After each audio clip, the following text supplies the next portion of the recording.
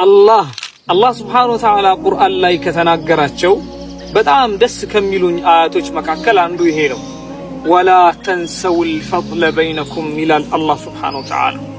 በጓደኝነት ዓለም ሊሆን ይችላል፣ በትዳር ህይወት ሊሆን ይችላል። ከሰው ጋር ባላችሁ ግንኙነት አሪፍ መታችሁ እዚህ ከደረሳችሁ በኋላ መሃል ላይ አለመግባባቶች ሲፈጠሩ ወላ ተንሰውል ፈድለ በይነኩም በመካከላችሁ ያሳለፋችሁትን አሪፍ ጊዜያትማ አትርሱ እንጂ ይላል አላህ።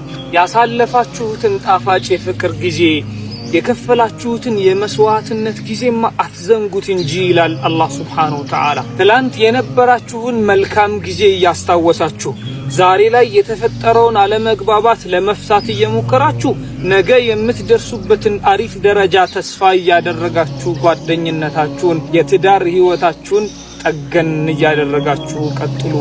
ወላ ተንሰውል ፈድለ በይነኩም ይላል አላህ ሱብሓነሁ ወተዓላ። አላህ